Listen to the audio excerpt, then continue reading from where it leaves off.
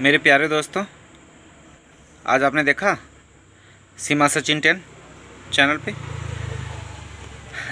अब इनका केस, इनके बच्चों का जो केस है, जो ह्यूमन ट्रैफिकिंग का जो केस था, उस पर एपी सिंह का रिएक्शन आ गया है। और वो रिएक्शन क्या है कि वो उनका जो ट्रस्ट है अंसार बरनी साहब का पाकिस्तान में, वो ह्यूमन ट्रैफिकिंग करता है। अब वही गुनहगार हो गए, सोच लीजिए। अमेरिका ने ये किया, वो किया, बैन किया, ये किया, ऐसा कर करके वो यूट्यूब में दिखा रहे हैं। अरे मेरे नादान प्यारे बच्चे, सारी कंप्लेन हो चुकी हैं सीमा के खिलाफ, 11-12 कंप्लेन हो चुकी हैं। कोर्ट में अब फैसला होगा। अब पाकिस्तान पुलिस भी इसको ढूंढ रही है और नेपाल पुलिस भी इसको ढूंढ रही है। तो वाईटी पे इंसाफ कौन दिलाएगा? हम लोग दिलाएंगे। हम लोग के पास सफाई दिखा रहे हो। यही काम निर्भया का समय करते किए हुए रहते ना, तो शायद कुछ लोग तुम्हारे फेवर में होते। तुम जैसे लोगों पर अब कोई विश्वास करना ही नहीं चाहता। तुम्हारी शक्ल से ही वो आती है, ये इंसान एक नंबर का झूठा है, एक नंबर का झूठा इंसान है। कभी सच नहीं बोल सकता, कभी सही के साथ खड़ा नहीं हो सकता, हमेशा गलत के साथ रहना है, गलत को ही सपोर्ट करना है। क्यों? देसी घी खाने के लिए मिलता है, देसी घी चाटने के लिए मिलता है, सब्जी में लगाओ, रोटी में लगाओ, वही मज़ा देगी हैं। तो लगता है इसकी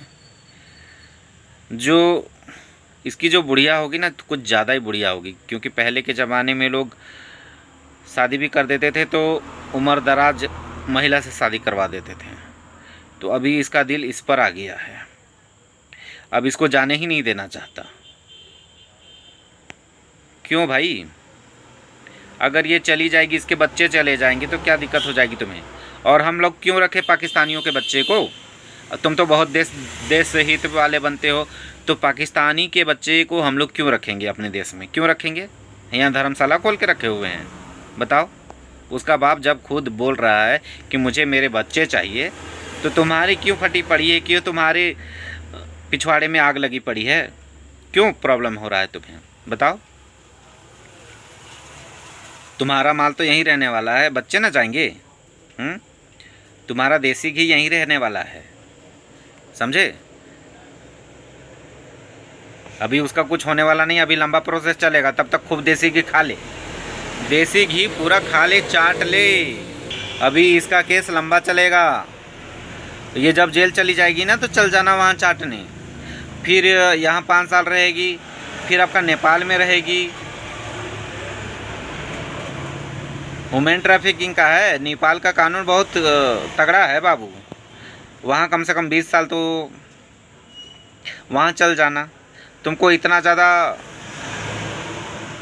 दिक्कत होगा ना, तो दिल पिक्चर देखा है, एक जेल में चला जाता है तो दूसरी भी चली जाती है पुलिस को थप्पड़ मार करके। तो भी ऐसा ही कुछ करना और तो भी चले जाना, और उसके साथ में रहना, बोलना कि मुझे उसी सेल में रखो जहाँ पर इसको रखा है। और पैसे वैसे दे करके एक ही जगह कर लेना और वहीं पर रहना, और दोनों गुटर गुँ करते रहना। है ना? सही बोला कि गलत बोला? तुम यहाँ पर वाईटी पर दिखा रहे हो कि अंसार बरनी का जो ट्रस्ट है ह्यूमन ट्रैफिकिंग करता है, खासकर लड़कियों की करता है।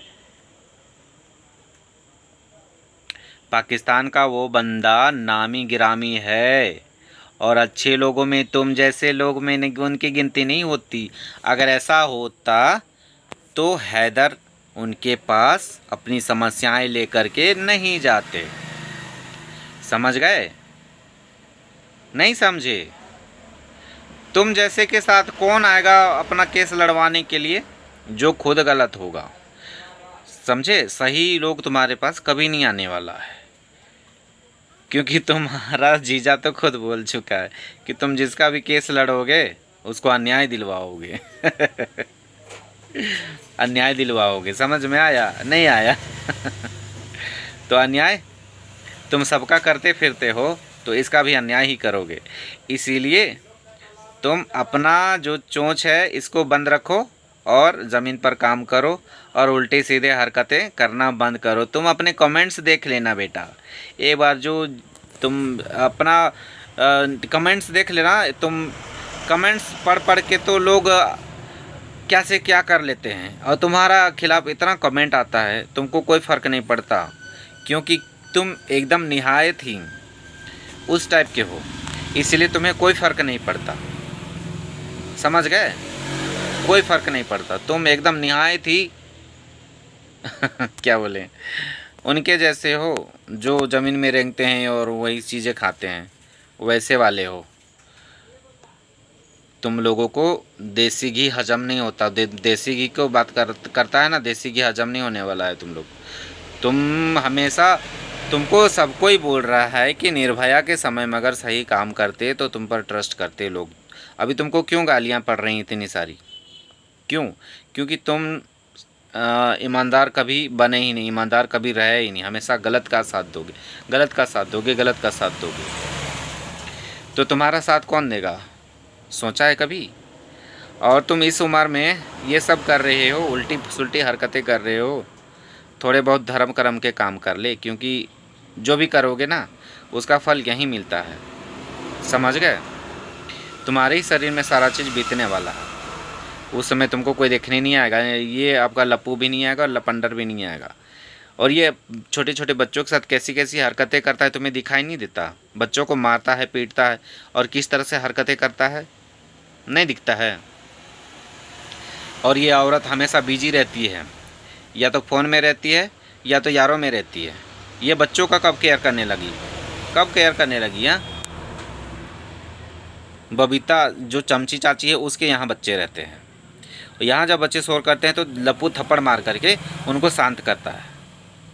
एक बाप के दिल पर क्या बीत रहा होगा ये तुमको समझ में भी नहीं आता है। माँ ही ज़रूरी है, बाप ज़रूरी नहीं है। वो भी बच्चलन माँ चाहिए।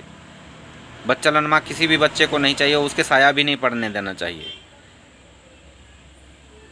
तुम्हारे परिवार में सब ऐसे ही होंगे, इसीलिए तुम ऐसे लोगों का साथ दे रहे हो। सुधर जाओ, नहीं तो भारत की जनता तुम्हें कभी माफ़ नहीं करेगी।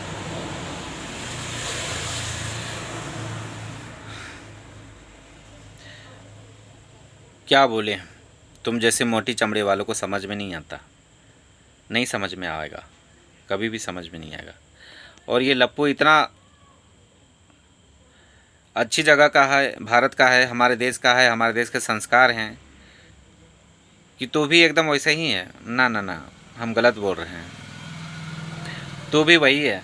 इसीलिए तुमको एक भगोड़ी औरत पे दिल आ गया, भगोड़ी औरत को घर में बिठा के रखा है। तू भी वही है, तुम्हारा पूरा परिवार वाला भी वही है। सही नहीं है, कोई भी सही नहीं है।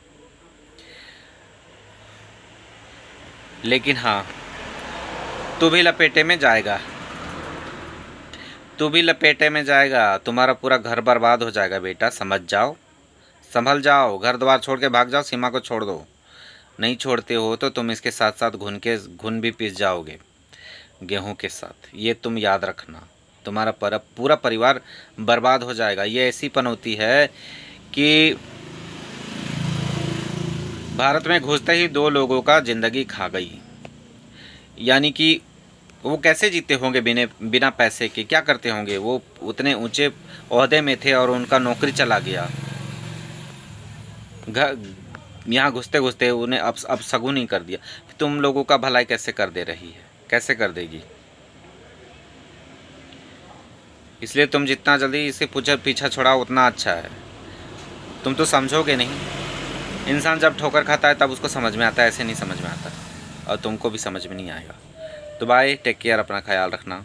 सभी को बोल रहा हूँ, दोस्तों को और दोस्तों को। Bye, take care.